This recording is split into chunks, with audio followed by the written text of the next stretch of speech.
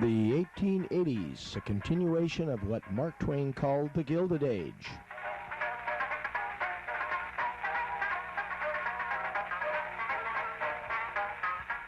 This is Mr. and Mrs. Herman Regelman. They were then in their mid-30s. Throughout the 1880s, they were proprietors of small general stores in small southern Illinois towns.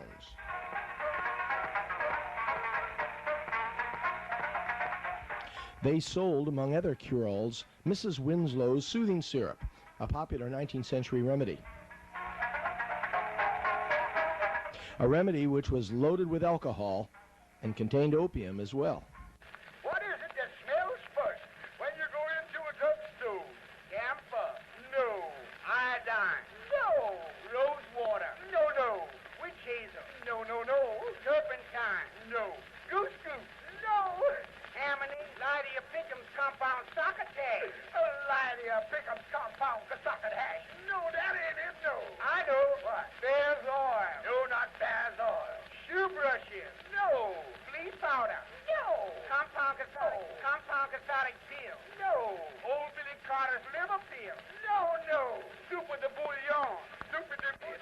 Oil plaster? No. Miss Winslow's snooze and snare up? Miss Winslow's snooze and snare up? No, that ain't it. No. Jimson weed? No. Dr. Brown's Bronicle britches? Dr. Brown's Bronicle britches? No, that ain't it. There for squill? No. There for squaw? No. Peppermint? No. Limburger cheese? Limburger cheese in the drugstore? No, nigga, that In 1884, a boy at the age of 18, Henry Schluter, my grandfather, applied for and was granted a release from his citizenship in Germany by the royal government of the German Kaiser.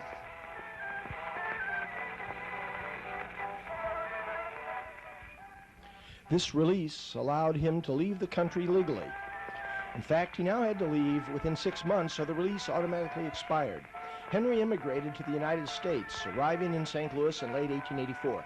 This release specified North America as his designation. Henry first arrived in North America at Castle Garden, New York City, during construction of the Statue of Liberty.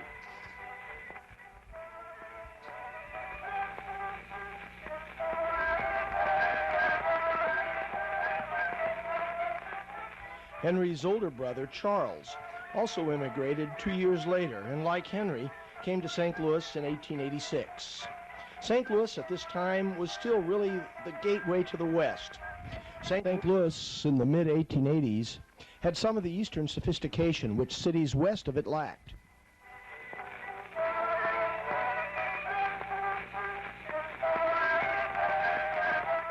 Kansas City was still a rowdy cow town, and Denver was at this time primarily a stepping-off place for gold miners and other mineral prospectors.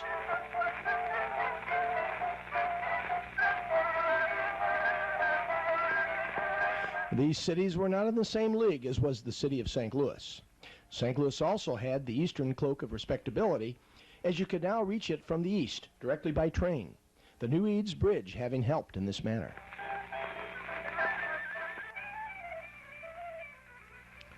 Uncle Charlie, Henry's older brother, was a machinist by trade. He did financially well in the United States and later bought and lived on a farm in southwestern St. Louis County. The farm was adjacent to Grant's farm.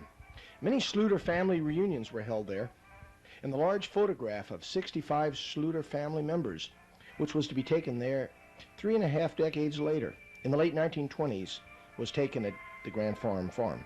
Throughout the 1920s, 30s, and 40s, Uncle Charlie's Grantwood was the scene of yearly Schluter family reunions.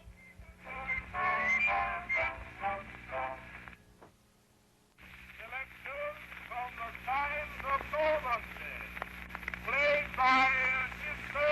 Orchestra.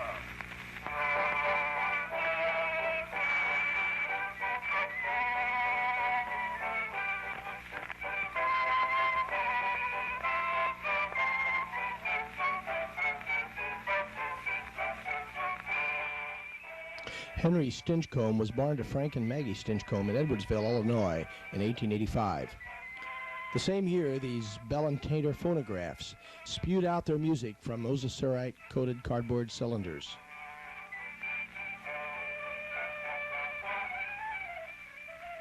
Frank and Maggie Stinchcomb, listening through ear tubes on a phonograph parlor in St. Louis, may have listened on this improved graphophone to the very same music that you're hearing now in this 1880s portion of the videotape.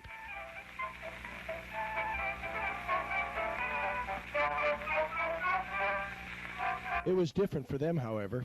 We hear so much recorded music today and other media that we've become jaded. To them it was a marvel as they were listening to fairly well recorded music for the very first time.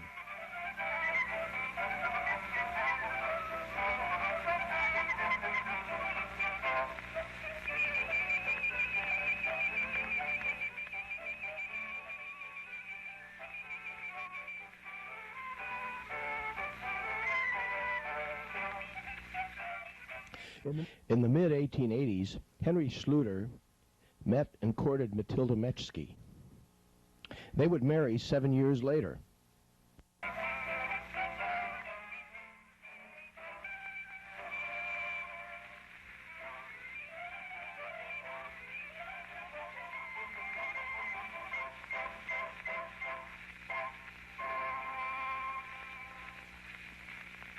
You've been hearing background music recorded on what are called brown wax cylinders, which were recorded in the late 1880s or very early 90s to accompany the 1880s.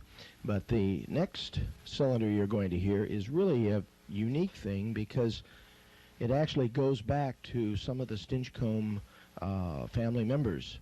One of the early caches of cylinders that I got back sometime in the early 1950s, when we were going through it with my dad, looking at the titles, he made the comment that this one here was a favorite of his dad, which was my grandfather, and his dad liked it because his dad's dad, Frank J. Stinchcomb, had liked it. It had been one of his favorites. And you're going to hear that cylinder now, a favorite of Frank J. Stinchcomb's.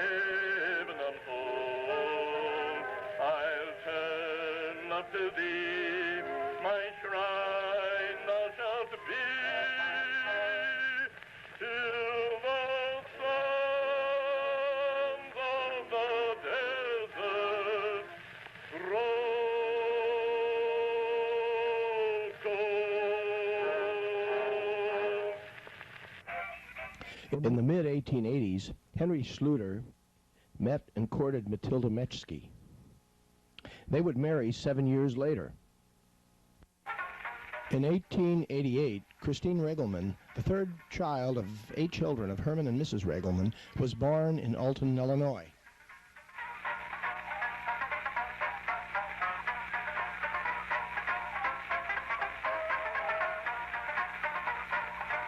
The 1880s closed with the St. Louis riverfront in 1889. The Anheuser-Busch Brewery and the Swope Shoe Wagon bounced over the cobblestone streets of Old St. Louis.